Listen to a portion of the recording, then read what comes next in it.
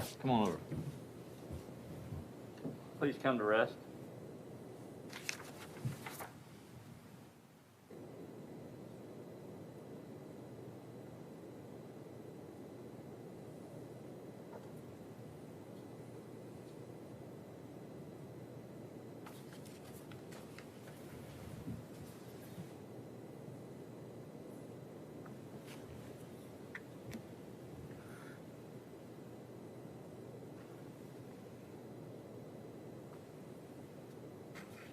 All right, Mr. Davis, you ready to continue your examination, sir? Yes, sir. All right.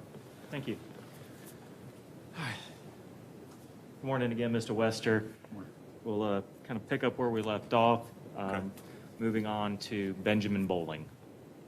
And this was a stop you would have made back on October 2nd of 2017. That's right. Okay. And do you remember this? I do. And you've had a chance to review your report? I have. Okay. Well, tell us about what happened and why you pulled over the vehicle that Mr. Bowling was in. So I was on routine patrol. I observed the vehicle traveling on Highway 90 with no operable tag lights. I initiated a traffic stop on the vehicle, made contact with the driver and the passenger, and explained the reason for my traffic stop. And when you made contact with the driver and the passenger, was there anything that kind of stood out or that you noticed? Yes, I smelled the odor of fresh marijuana. Okay. And did you relay that observation to the passengers in the vehicle? I did. And what was the response? Mr. Bowling stated that he smelled the odor of marijuana as well.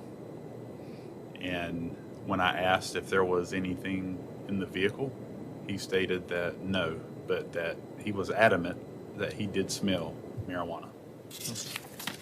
And did you ask for permission to search the vehicle? So by smelling the marijuana, I would have had probable cause to search the vehicle. However, conversations do take place sometimes on traffic stops to where the driver or the person in control of the vehicle will say, yeah, go ahead and search my vehicle. And is that what happened in this case? Yes, Okay. So you proceeded to search the vehicle? correct. Well, let's back up. You had them out of the vehicle at this point, correct? Right, they were out of the vehicle. Okay. And then you proceeded to search the vehicle? Yes. Tell us about the search of that vehicle. So in the passenger floorboard area, I observed a trace amount of marijuana shake. Marijuana shake is the remnants of marijuana from like a marijuana grinder.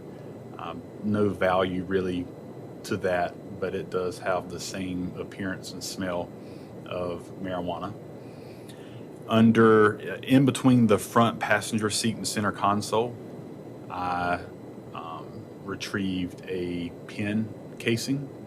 What was unique about the pen casing is there were 3 separate baggies, and everything was kind of tied together with a black, thin string.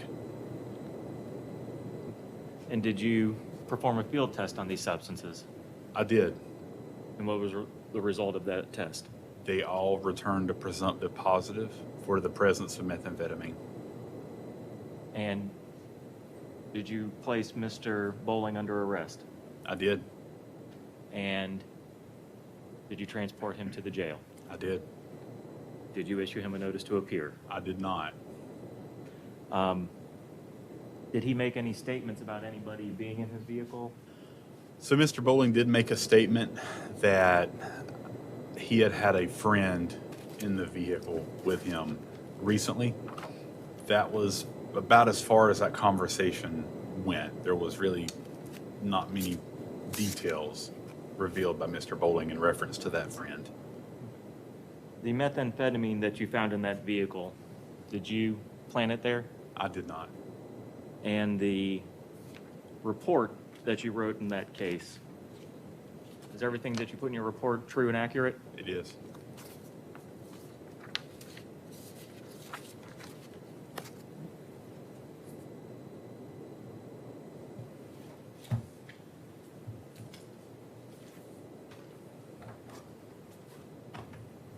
And did you later receive any information that Mr. Bowling entered some type of plea in this case? I believe I remember seeing a letter from the state attorney's office in reference to a plea. I don't remember what the actual agreement was. But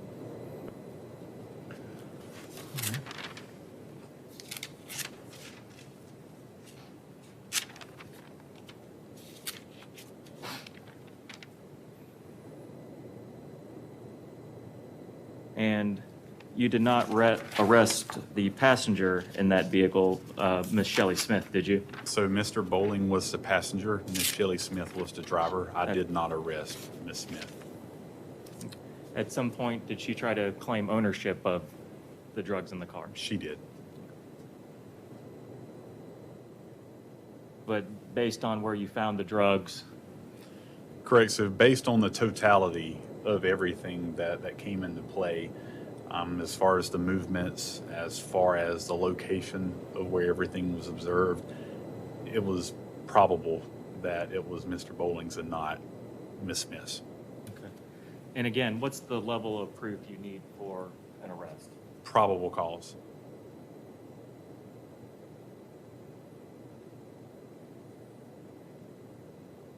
Let's move on to the next one. Okay. Be Teresa Odom.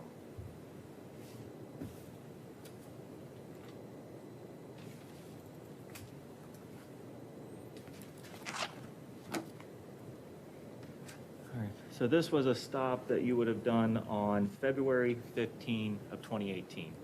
Correct. Um,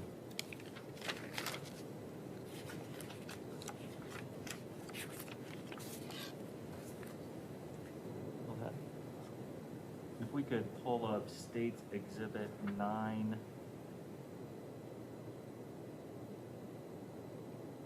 F.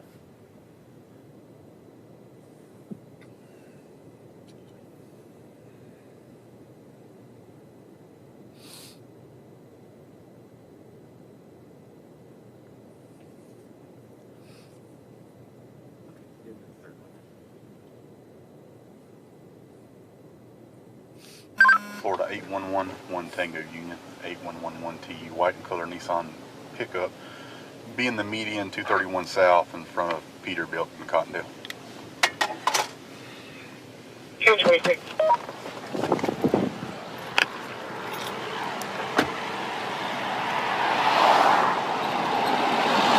Hi, how are you? I'm good. Should I turn in here to get off? You're fine, you're fine. Deputy Wester with Jackson County Sheriff's Office. Reason for my stop is your brake lights. Yes, sir. They work 1 minute and the next minute they don't work, and then a few seconds later they just flash, I okay? think it's probably because of the rain. Okay, that's fine. You got your driver's license on you, ma'am?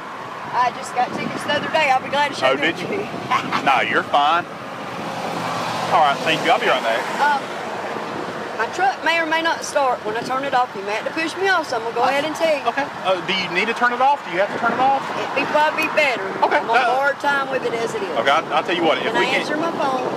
Yeah. You can answer your phone. I'm just trying to think what's going to be best for. What is? What is that right there? What is what? That right there. What is what? It's, That straw right there. this is not a straw. It's an ink pen. Oh, okay. It's okay. an ink pen. It was connected. It looked like it was No connected straw. to that arc. Just Hey, I hang just tight, got okay? pulled over. Let me call you back.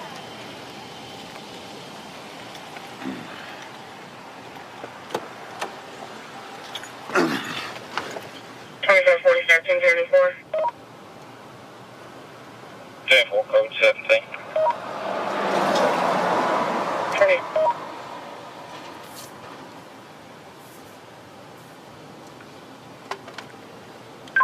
2554 to 2540. Right. Are you 10-6 on anything? 1084. Just a little bit wet, so yeah, I'll be right there. Demo.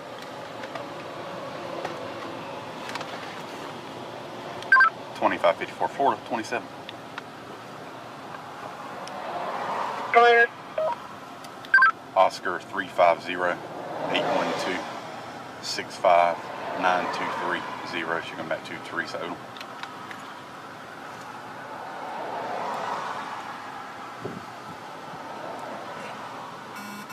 1054 and 1029. Valley Park, the acre. Temple. 2564.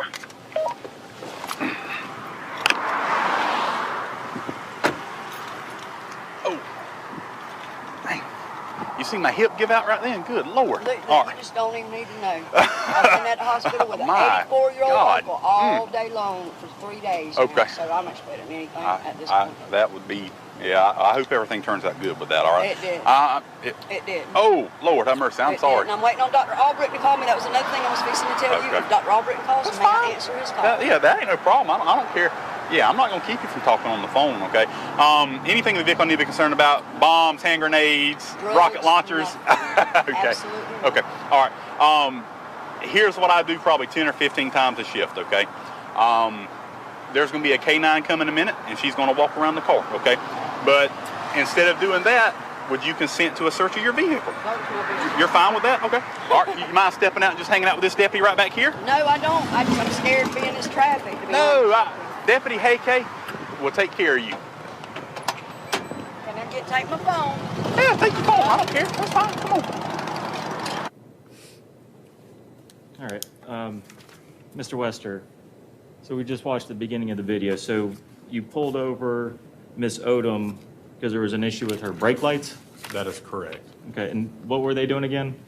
So they would work, cut off, and then they would flicker. And it wasn't consistent with as if you would press your foot on the brake and let off. It was obvious that when she had her foot on the brake, she was attempting to stop.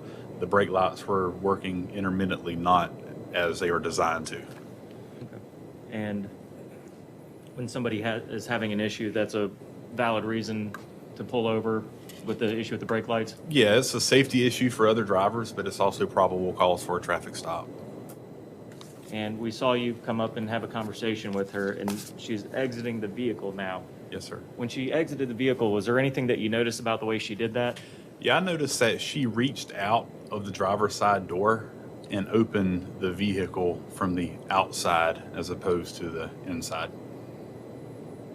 And you're asking her to step out because she's now giving you permission to search the vehicle, correct? Correct. You could hit play again for me, please. How are you? 2554 to 2540. You can cancel. I got consent. What?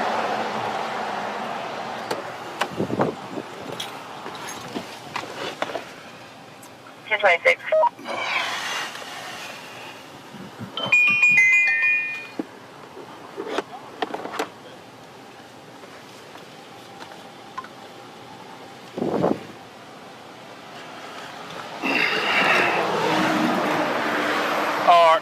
Deputy Hayke, make sure you don't get run over, okay? Because I have faith that he would prefer to get over.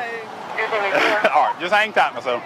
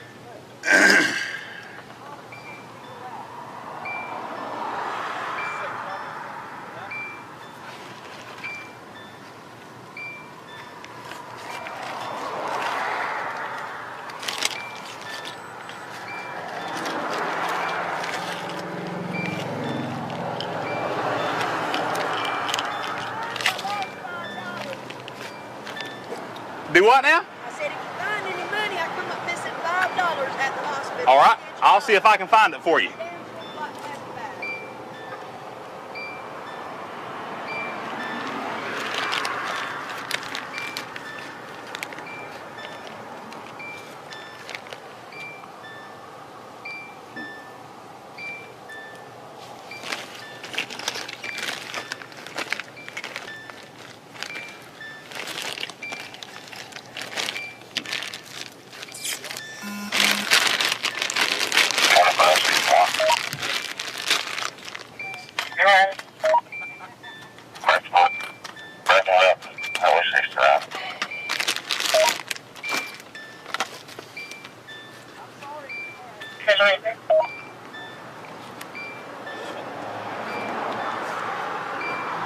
Here's $5 in your wallet. Where the hell did you find it? In your wallet? Where in my... Oh, no. That's something different there. No, that's the bad check. That's Oh. That's what brings me to pop down. Should be more than $5 with that. Yeah, there is.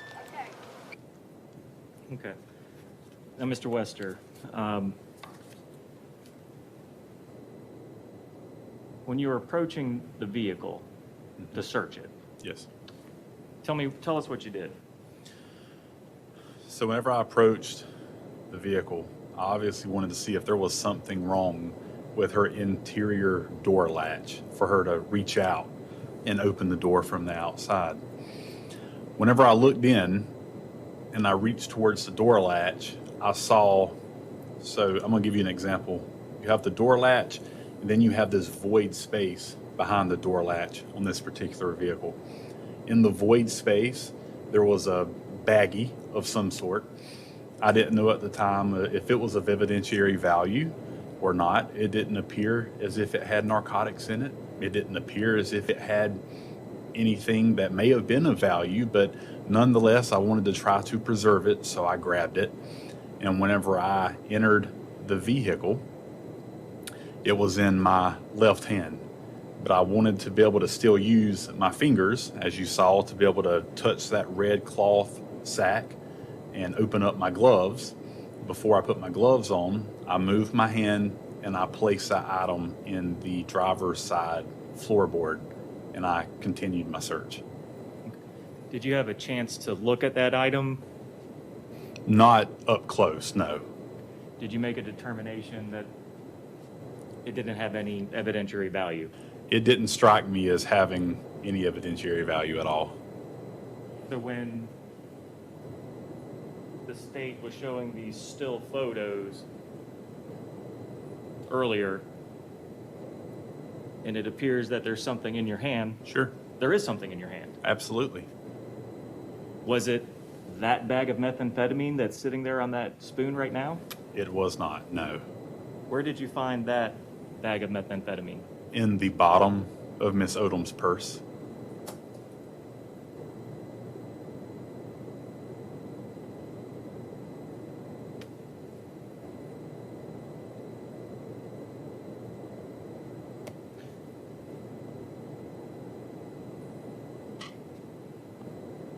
And there were more of those photographs from Mrs. Rader of FDLE, correct? That is correct, yes.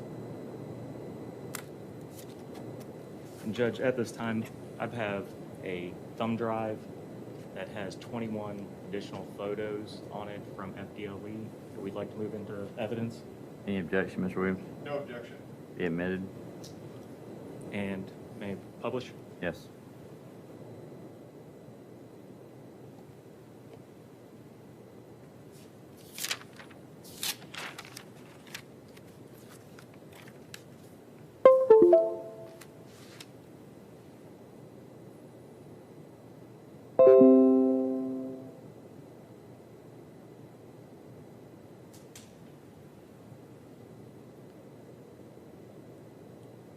And then, Ms. Bittner, if you could click on photo 458 for us, please.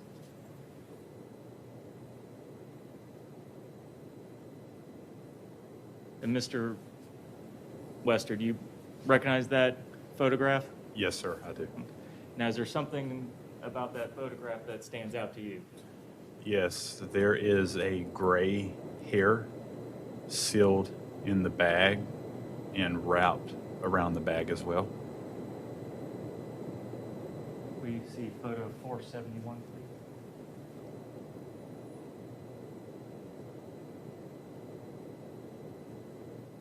Is that another view of the same thing? Yes, sir, just another view. And at the kind of the top of that bag, that's a gray hair. Yes, sir. Let's see photo 472.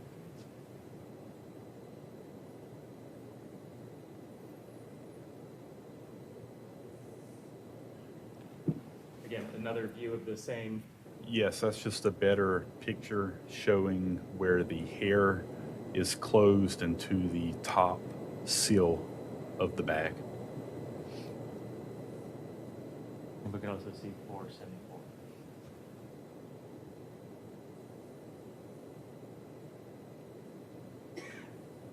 You can still see that hair there? Yes, sir.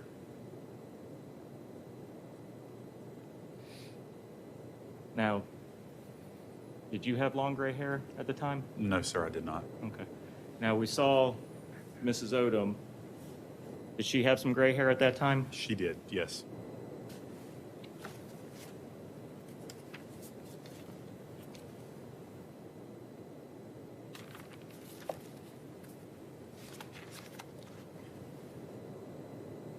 Let's continue on. So you find this, and tell us more about the rest of the search of the vehicle. And in the similar frame, I guess within the video, I guess you could say, I also find a silver spoon in the driver's side floorboard. And on that spoon was a dried, it appeared to be burned, crystallized material that would have been conducive with the injection of narcotics into one's body. It's common. Sometimes people will take methamphetamine, heat it up in a spoon, and later inject it into their body. And did you end up arresting Miss Odom? I did, yes. Okay. And what did you charge her with? Possession of methamphetamine and possession of drug paraphernalia. And did you take her to the jail? Yes, sir, I did. Did you, well, let me back up. During this stop and what we saw in the video previously, that was played here just a little while ago, when you're searching her wallet, you say something to Ms. Odom about finding $5. Yes. What was the purpose of that? So the purpose of that was to establish ownership of that wallet and that purse. By Miss Odom admitting that that $5 was hers, it established ownership for that particular purse. And then so you did arrest her, I did. took her to the jail. Correct. Did you give her a notice to appear? No, I did not. Okay. Did you plant that bag of methamphetamine in her vehicle? No, I did not. Is that the same, that item that you have in your hand right there, is that the same item that you had in your hand when you first entered the vehicle? No. Where did you get that item when you first entered the vehicle? The item that was in my hand? Yes. From the void space behind the door latch. So right on the door where you would pull the latch to open Yes. the door to get out, Yes, that's where you found it? correct. Okay. And your interest was piqued to that area because of the way Miss Odom opened the vehicle, correct? Very much so, yes. Okay. And were you able to open the door from the inside? I was, yes. Okay. And the report that you wrote in this case, did you falsify anything in this report? No, I didn't.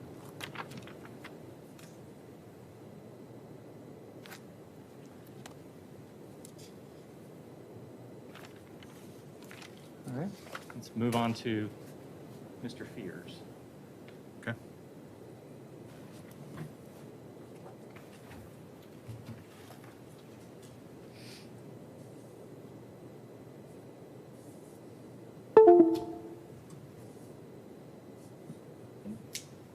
Your Honor, I'm going to hand this thumb drive to the clerk. Okay. And we'll call this Defense Exhibit 2.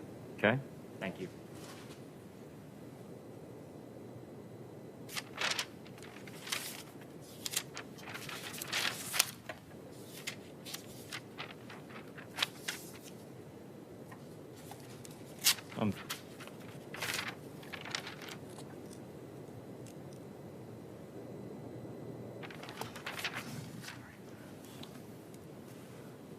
I'm sorry, we got out of order. I think we're going to go to Derek Benefield first. Yes, thank you. Got out of order there, sorry. And, sorry, I want to back up and ask you one more question about Ms. Odom. Did you receive notification that Ms. Odom had entered a plea in this case? From the state attorney's office, I received a letter saying she accepted a plea for her pending case. Was that pretty soon after the stop? I believe it was within probably a month or so. Okay.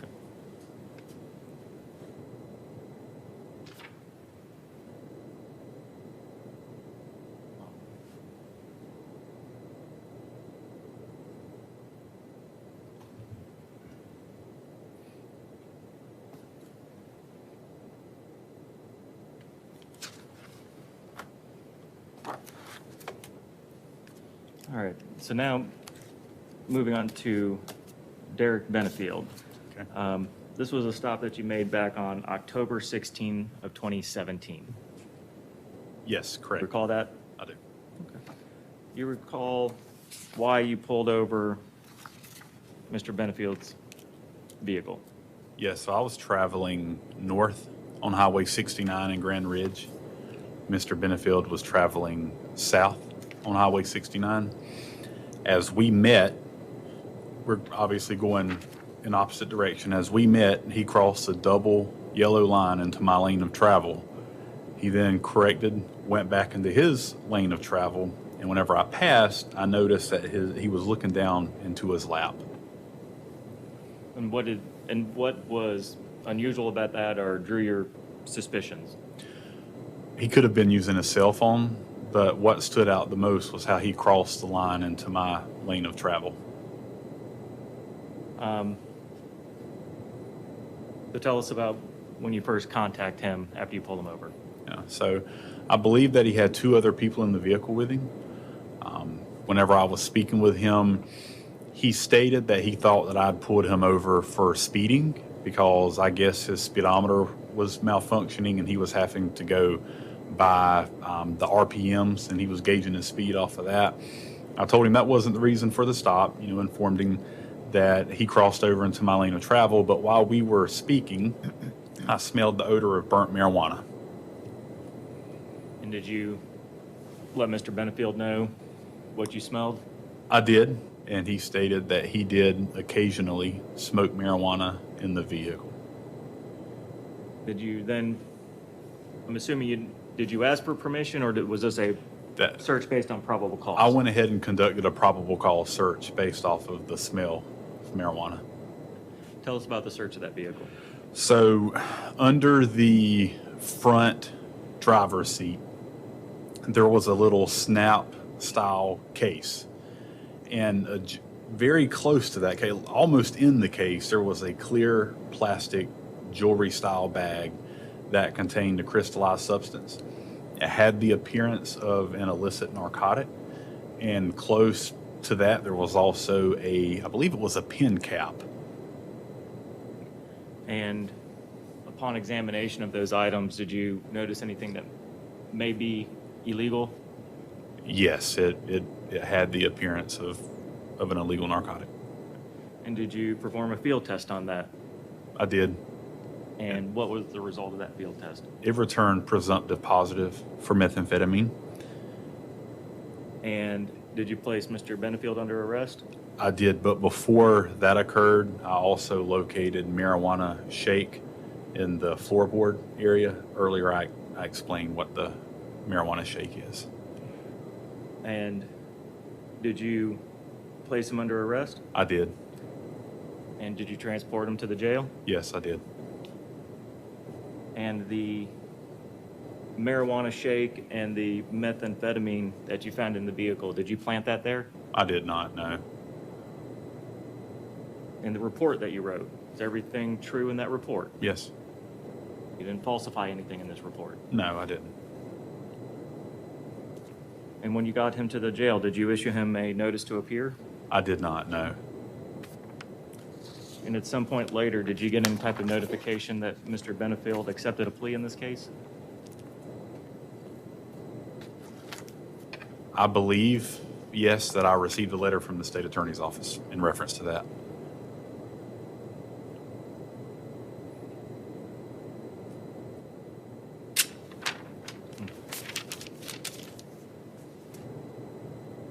Now we'll move on to James Fears.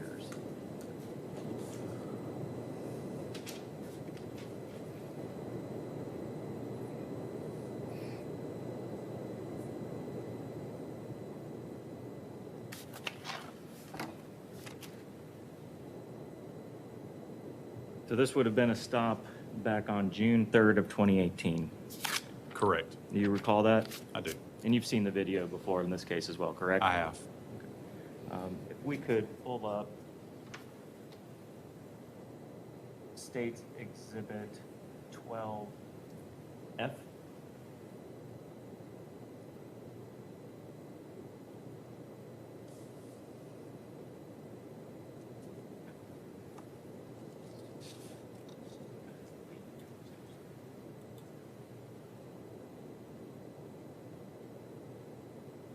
Anything on David Ford either?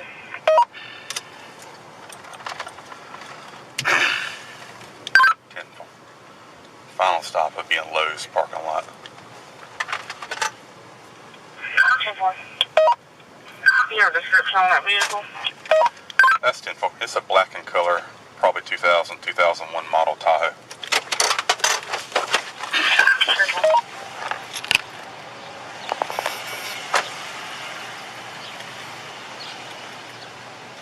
How's it going?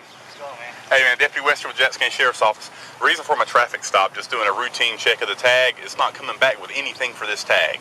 Do you have any registration or anything? Because that would help me out just a little bit. How long have you had the tag on the vehicle?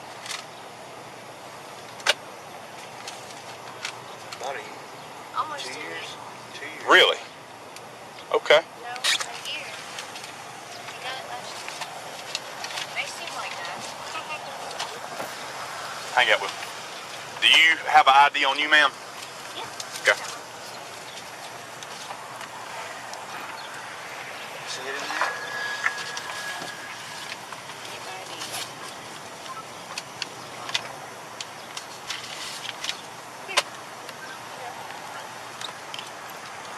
Alright. Yep. We'll need some kind of registration or something.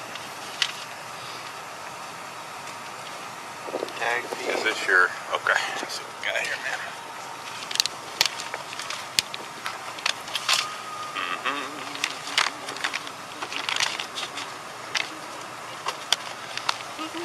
Okay. Y'all just keep looking for that, and let me go back and run this stuff, and I'll be right back. While I work on this citation, I want to do your spiel.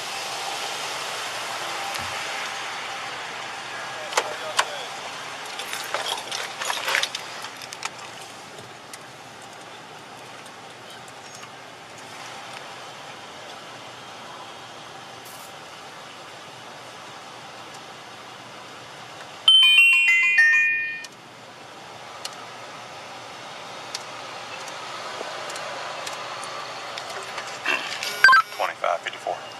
1065 24 to 27s. Right. Driver is Frank 620 443 76 3680. So far. Front seat passenger is Frank 620 422 79 6380. Huh? See it?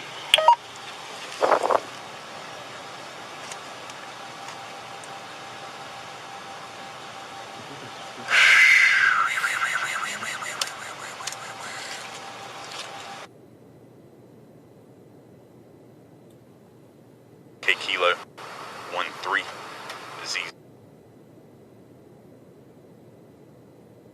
Back up. Man, she may have been messing around. On the wrong.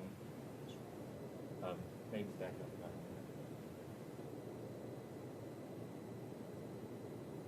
That's what I'm trying to figure out. She was.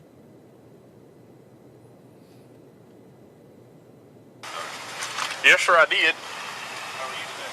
I'm good, sir. How are you?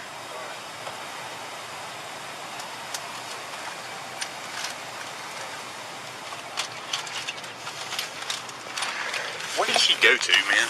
That's what I'm trying to figure out. She was just standing over here. But look in the back seat. Uh-huh. We can pause that. Ma'am, if you don't mind, just. So now, we'll kind of skip forward on the video. Sure. So you pulled over Mr. Pierce because there was an issue with the tag. Right. Tell us about that.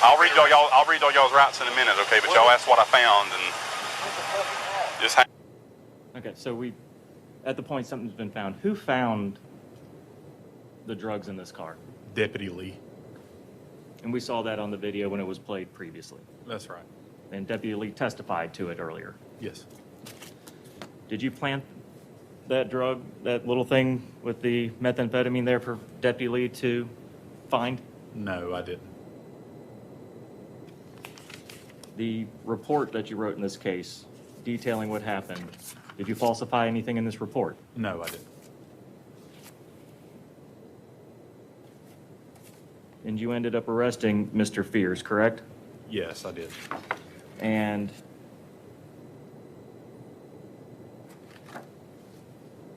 this wasn't the only time that you'd come in contact with Mr. Fears, was it? That's right.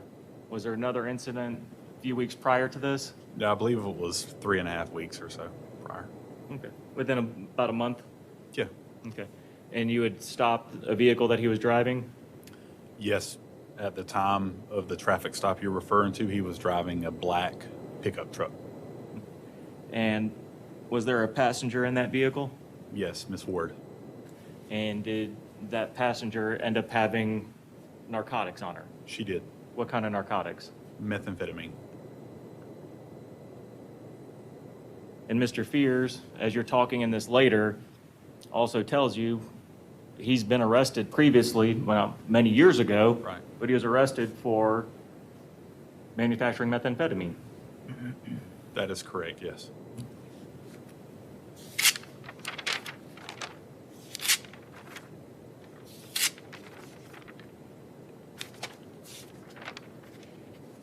But you didn't plant that there. Right. You didn't plant it there for Deputy Lee to find, did you? No, I didn't.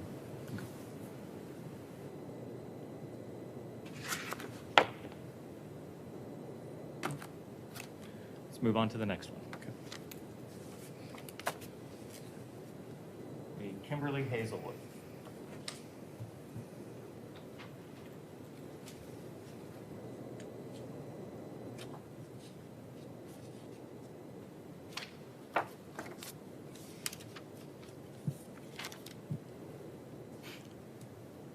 So now this is a stop that you would have made on June 7th of 2018. Yes, And do you recall that stop? I do. What was the reason for the stop in this case? There were a couple of reasons. Whenever I was behind the vehicle, it crossed a double yellow line and then went towards that white fog line that we were talking about earlier. But another issue of concern is whenever I ran the tag, it came back as it having no insurance. I believe it said that the insurance had been dropped not too recently before the traffic stop. Okay. So that was the reason for the traffic stop? Yes. Okay. And then you approached the vehicle and you made contact with the driver? Right. And who was the driver of the vehicle? Mr. Jeremy Hazelwood. And you had a conversation with him? I did. Let's, we could pull up States Exhibit 13G. You could play on that for me?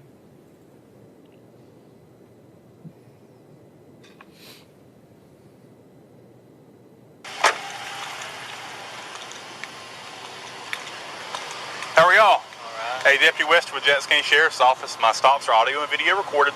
Reason for my traffic stop is the tag check on your tag says there's no insurance assigned to this vehicle. Do you by any chance have proof of insurance, or have y'all recently changed We insurance? just moved here. Oh, I bet that's what it is. And They probably I haven't did. had a chance to have anything switched over yet. Okay, all right. I just called the insurance company this morning, actually, Okay, and they told me I had until the 10th.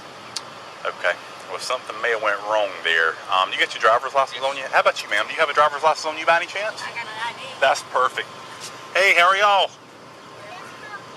All right, little brother. I ain't switched my license over. Hey, it's fine, man. We can make an issue out of that today. When did you guys move down? A couple weeks ago. A couple weeks ago. Where y'all living at? We're living on Larimore Road in Mariana. Larimore. Okay, Yeah. cool. You don't know where your ID's at? Connie.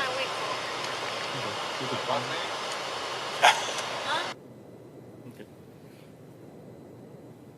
So seeing some of that video again, you've reviewed this video, correct? I have. Yes. Okay. So here you're checking IDs, trying to establish who the parties are, correct? Correct.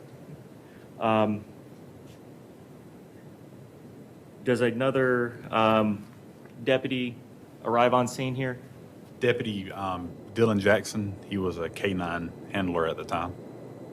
And does he eventually take the dog around the car? Yes, he did. And we've seen the video. Right. And the dog alerts there at the driver's side, correct? Correct. Now, we see that the window is down there, the driver's side. You're talking to the driver. Yes, sir. Was the passenger window ever rolled down? No, it was not. So when K9 Solo is going around the vehicle, the only open window is the driver's side window there, correct? That is correct. And that's where the dog alerted, correct? Yes, sir. So based on that, you didn't need permission to search the car at this point, did you? Yeah, the positive alert from the K-9 gave me probable cause to search the vehicle. And tell us about the search of the vehicle. So in the front passenger floorboard, there was a yellow bag. Inside of that yellow bag was a white in color Excedrin pill bottle. And inside of the pill bottle, in the corner of the pill bottle, there was a white crystallized substance in the bottom. And did you end up field testing that? I did. And did it test positive for anything? Yes, on the swab. I remember this one specifically because it was so quick. It was an immediate presumptive positive. And then did you end up arresting Miss Hazelwood for that? Yes, I did. And why did you arrest her and not her husband? So in the beginning stage of the traffic stop, I went from my patrol car running information on the computer back to talk to Mr. Hazelwood a couple of times. During one of those times, I observed Miss Hazelwood place a white in color bottle in the yellow bag. And in fact, she told you later that they had bought Excedrin, correct? Correct. And she acknowledged the pill bottle being in the vehicle, correct? Yes, she did.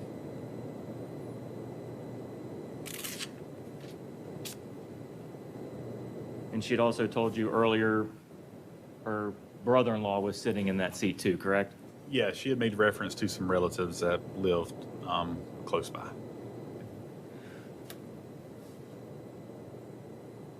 So you didn't have an Excedrin pill bottle on you, did you? No, I didn't.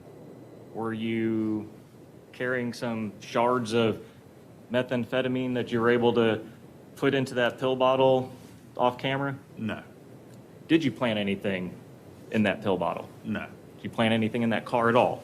no. You found it after a search, That is correct. after a drug dog alerted to the presence of narcotics in that vehicle. Yes.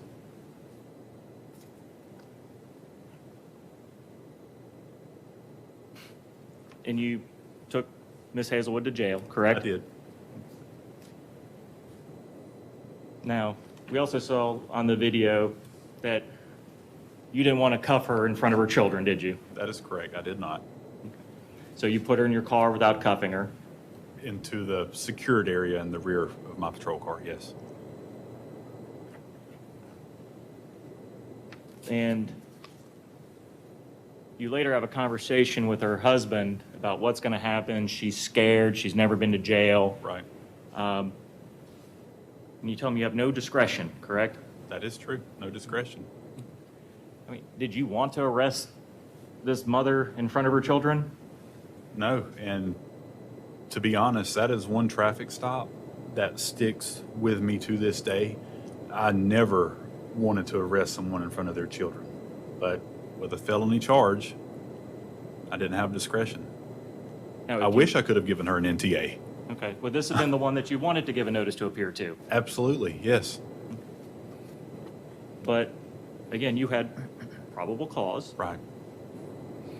This was a felony. Yes.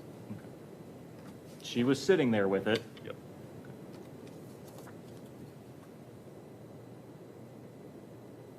Did you falsify anything in your report about this? No, I did not.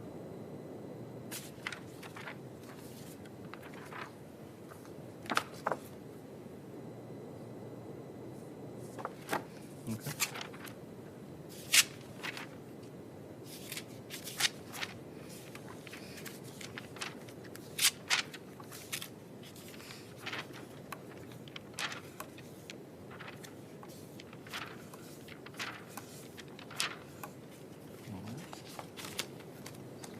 Go to Maria Turner. Okay.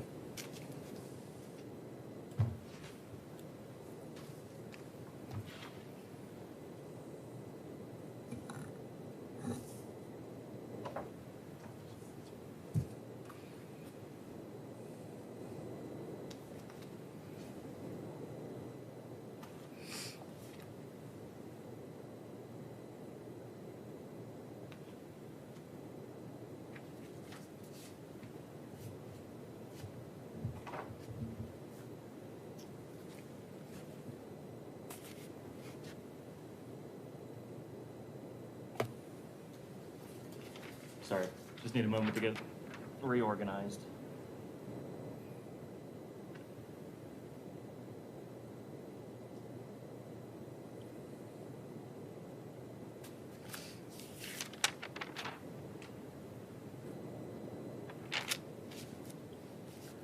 All right.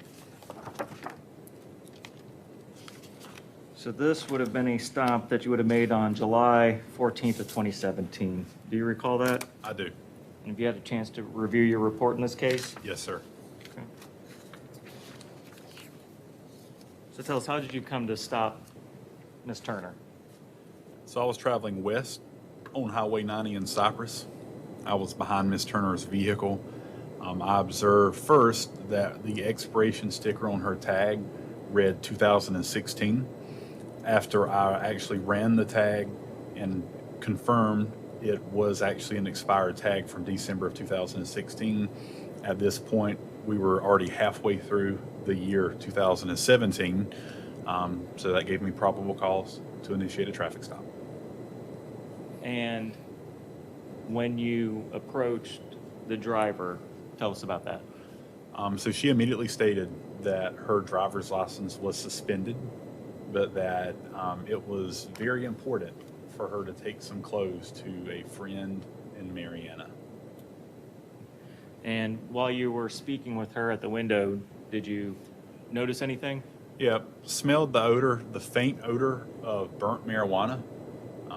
She didn't seem surprised by that, and she stated that she had a friend with her yesterday, I believe were her exact words, but she didn't really expound on that much. Did you end up performing a probable cause search on this vehicle? Yes, I did. Okay. Tell us about the search. So in the driver's side door panel, I found, I guess the best way to describe it is a little plastic container. And inside of that plastic container, there was a crystallized substance with the appearance of an illegal or illicit narcotic. And in the passenger side floor area, there was a clear Ziploc bag, probably not the Ziploc bag that that we would commonly think about, but it was a plastic bag with a green leafy residue, and I was able to identify that residue from my training experience as being marijuana. And did you do any field tests on the other substance? Yes, I field tested the methamphetamine, and it returned a presumptive positive for methamphetamine. And you arrested Ms. Turner? I did. Okay. Did you plant that methamphetamine in her vehicle? No, I did not. Did you plant any marijuana in her vehicle? No, I didn't. You wrote a report. I did. Is this an accurate report that you wrote in this case? Yes, it is. Did you falsify anything in this report? No, I didn't.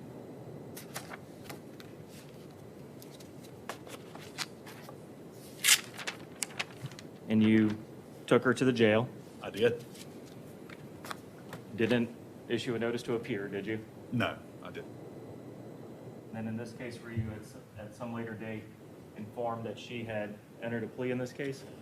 Yeah, at the time of the traffic stop, she was on drug offender probation. And if I recall, I believe that they just reinstated her probation or modified the terms or something to that nature. I don't remember exactly, but yes. And then we also heard, right after Maria Turner testified, we heard from her probation officer, correct? Correct. And the probation officer testified that Ms. Turner had taken a drug test on June 8th of 2017 that was negative for methamphetamine, correct? That is correct. Okay, but what was the date that you stopped her? July 14th, 2017. So that would have been a month after. Right.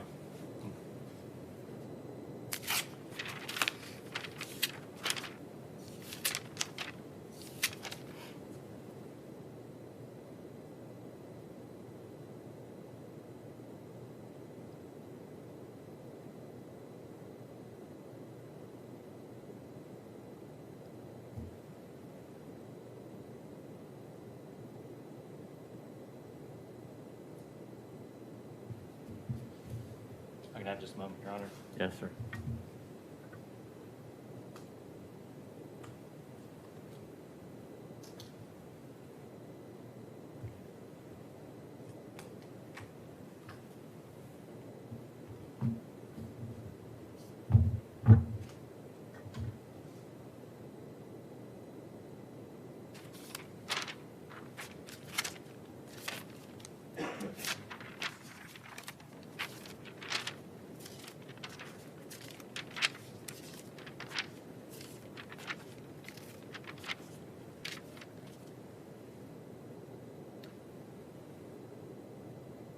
Okay.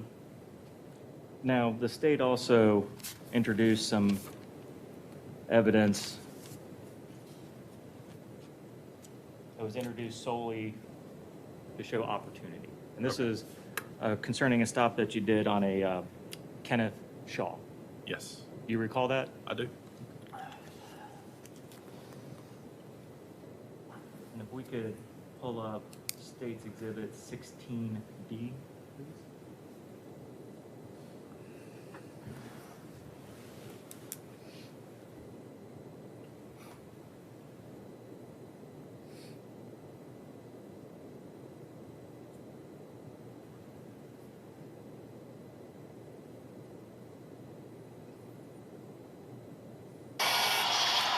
How are you, sir? All right, how you Hey, doing? Deputy Wester with Jackson County Sheriff's Office. Reason for my traffic stop is you only have one headlight. Were you Yeah. aware of that? Yeah, we fixing to buy one. I forgot about buying one when I was in Walmart. I understand. You got your driver's license on you, sir. Judge, if I could speak with Mr. Williams for Yeah. a second.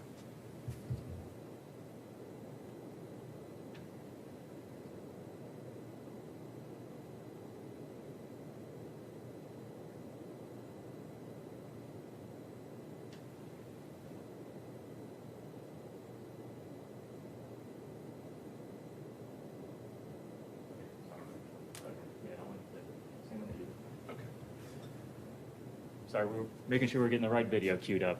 Okay. Apologize about that. That one.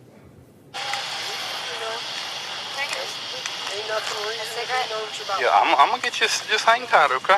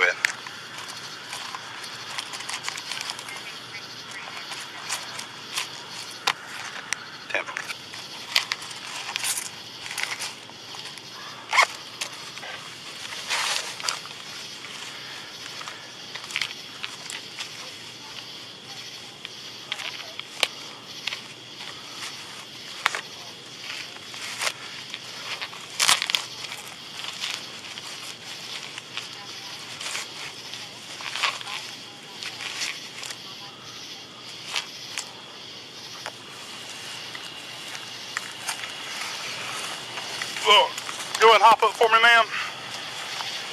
You're being detained at this time, okay? All right. I guess that's why you wanted to grab your purse. I'm gonna get a cigarette. Okay. All right. I'm just gonna lock these so they don't tighten down on you. Okay. I know. Hang tight. I'll take that from you, okay? Get the flashlight and the lighter.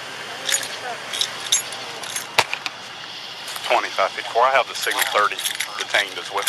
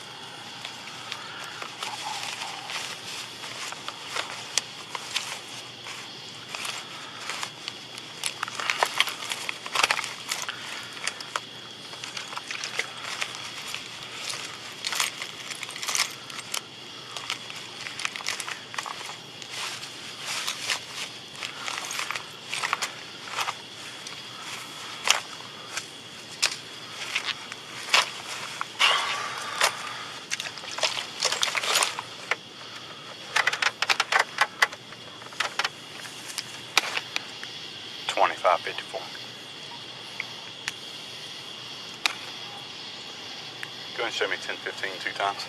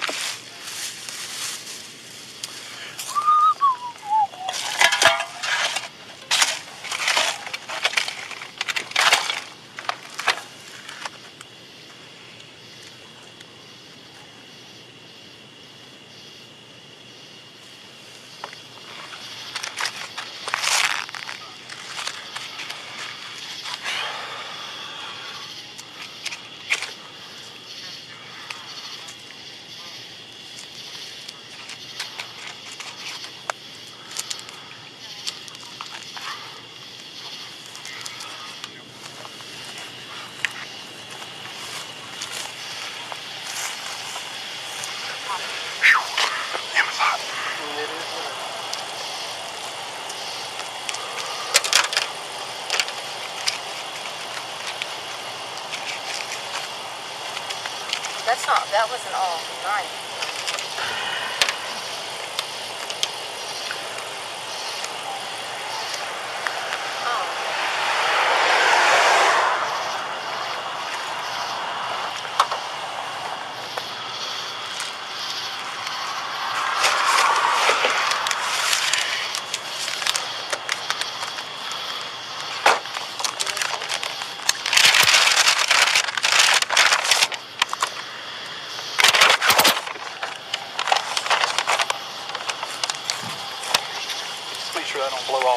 Oh, yes, sir. Yes, sir.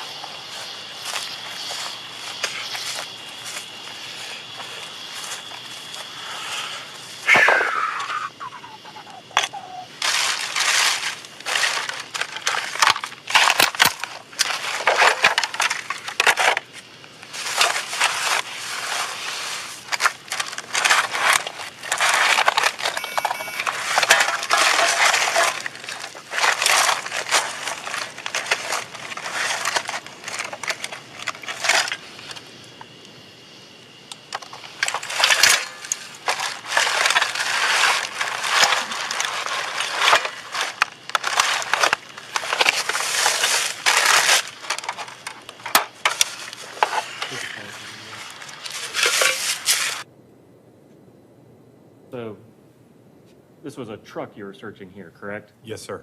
And truck had a back seat? Correct. Okay. And we see your camera kind of go blank again. Yes, sir. Is that you leaning over as you're searching? Yeah, I was leaning in to search the area, and my camera, I guess, hit the seat. Same way it happened in James Fears? Yes, sir. Correct. Same way in Stephen Van? That is correct.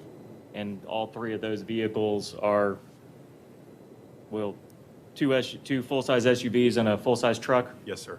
So they all kind of sit higher up than a normal car? Definitely. You hit play for me.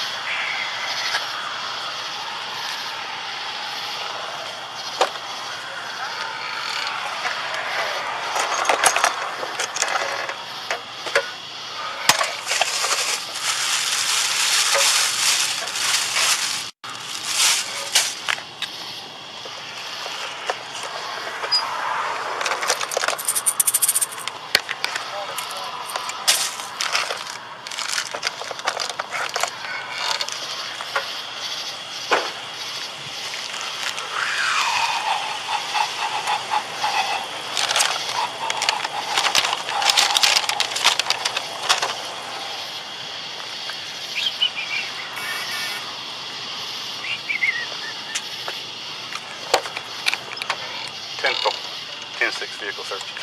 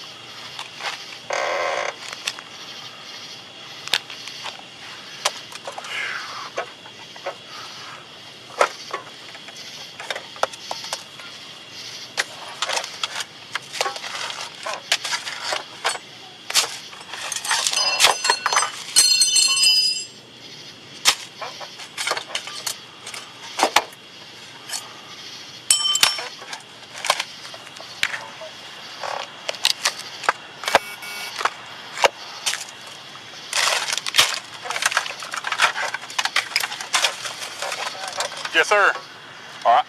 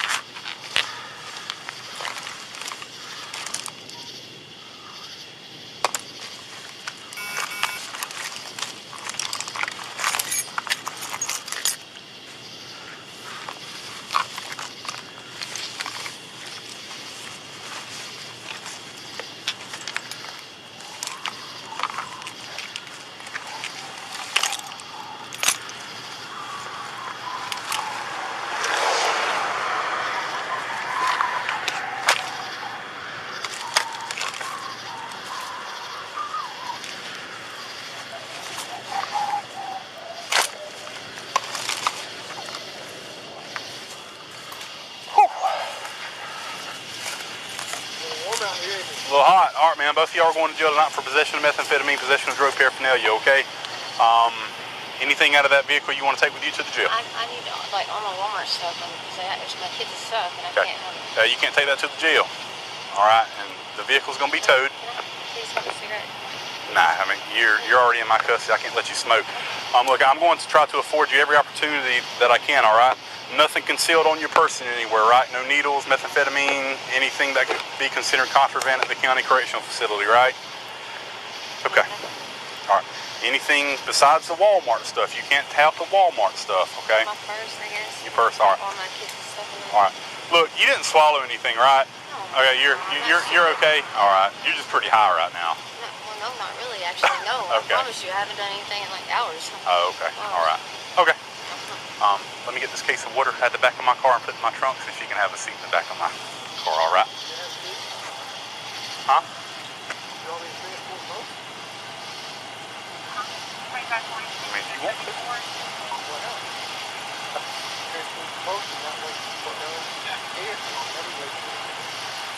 Sounds great. I sure appreciate that.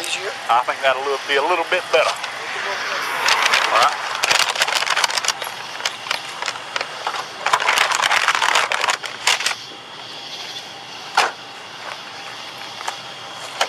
All right, look, man.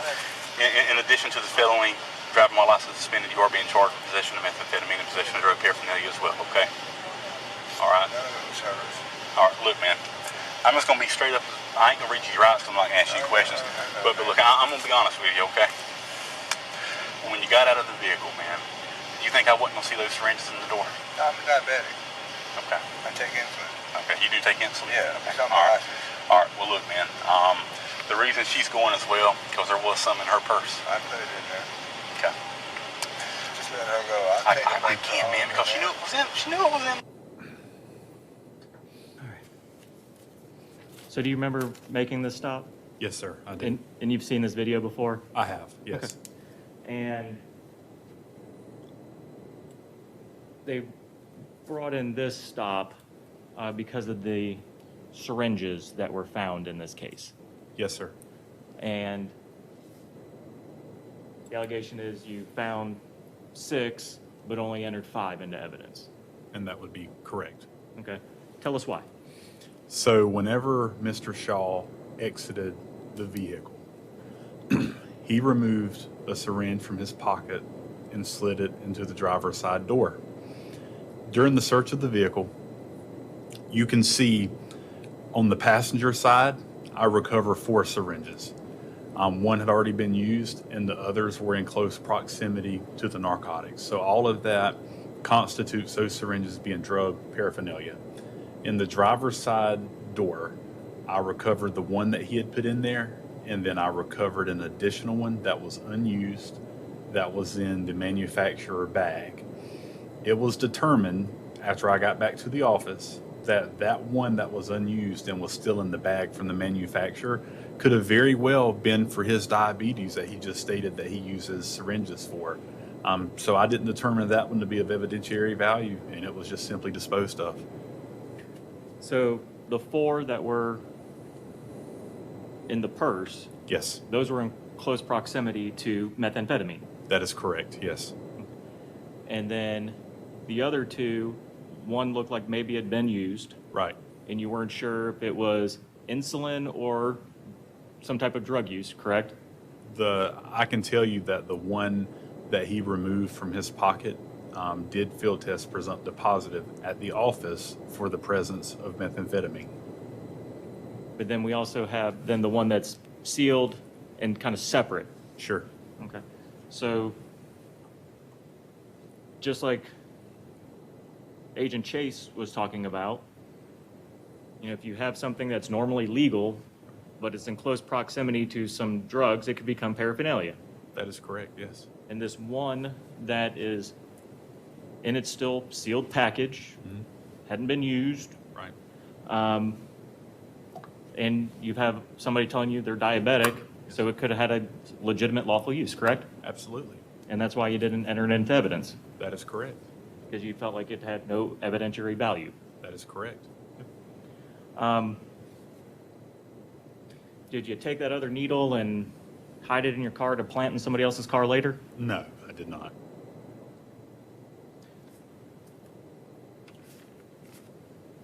And I know we went through each one of these one by one. In all of these cases that we've talked about, did not plant any evidence. That never crossed my mind, no. These were legitimate stops, searches, and you found illegal narcotics. Yes, sir. And we've heard methamphetamine is quite prevalent here in Jackson County, correct? Methamphetamine is very prevalent in Jackson County. I've seen firsthand the destruction that methamphetamine has on families, has on friends, and in my job as a deputy sheriff, I wanted to be as proactive as I could. I didn't feel that the citizens of Jackson County wanted to pay me to just sit somewhere and wait for a call. So if I could be proactive, that's what I wanted to do, to keep from methamphetamine running more rampant than it already is and affecting other families and affecting kids. And while you were a deputy sheriff and you were on patrol, how many cars would you maybe pull over in a given shift? Yeah, sure. So obviously it would depend on the call volume as far as 911 calls and just regular calls for service. But if it was on a slow night, sometimes I would make 15, maybe 18 traffic stops a shift. And the reason I was so adamant about being proactive is obviously to help get drugs off the street, but also I found that in my zone, when people saw blue lights flashing on the side of the road, burglaries went down and property crimes went down.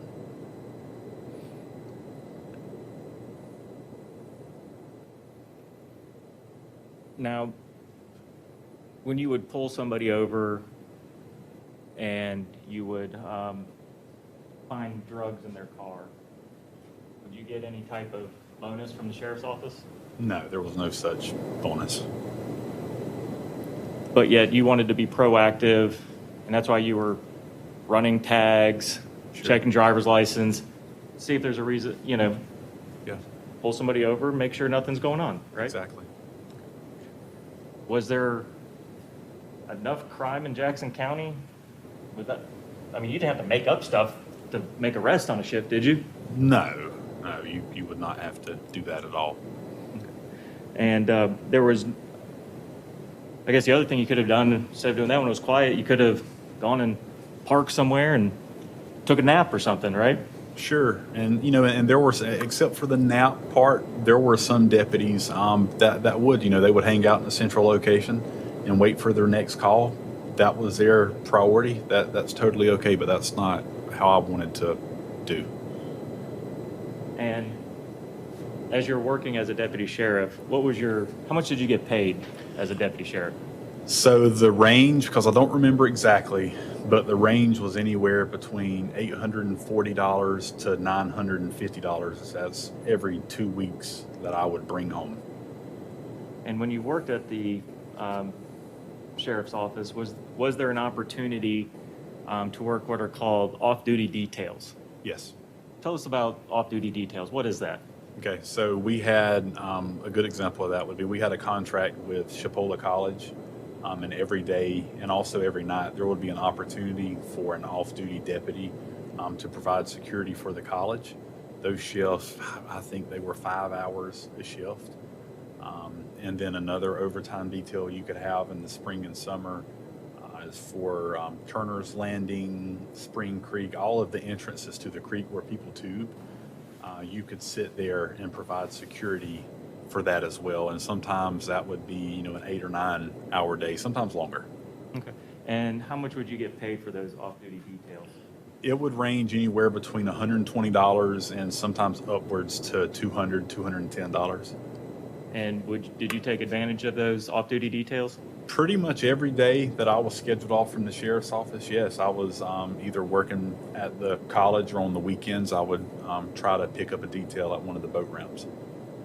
So by doing the off-duty details while you're patrol deputy, you were able to make more money than the $1,000 to $1,500 a year increase in pay you would have received as being an investigator. That is correct, and it was also my understanding that investigators, they were kind of limited as well on what overtime details they could pick up, depending on what their caseload was and those factors. So your understanding was if you had become some type of investigator, may have actually, while you may have gotten an increase of $1,000 to $1,500 a year in pay, your pay may have decreased because you may not have been able to work as many off-duty details. It would have decreased, yes. Would have decreased? Yes, decreased. And how many different units were there in the sheriff's department with the opportunity to be an investigator? So you had the narcotics division and you also had the criminal investigative division, so 2. Okay. And did you ever interview for a position in either one of those? Yeah, in June or July of 2018, I interviewed for a position within the criminal investigation division, CID. Thank you. Yes, sir. Nothing further. All right. It's a good point for a break, jury. It's 12:30. Kept you a little bit longer today, but wanted to get through that direct examination. I'm going to ask that you be back in the jury room. Let's try to be back at 1:35 today. That's an hour and 5 minutes for your lunch break. I think that's a reasonable amount of time to catch your breath and get something to eat. A couple things, if you will leave your notebooks in your chair, still do not talk with each other about this case. Do not talk with anybody about this case. Don't research, don't look up anything to do with the case. We have a cross-examination and some more testimony to go this afternoon. So we'll begin to work through it at 1:35. Be back here ready to go in fresh at 1:35. Thank you. All rise.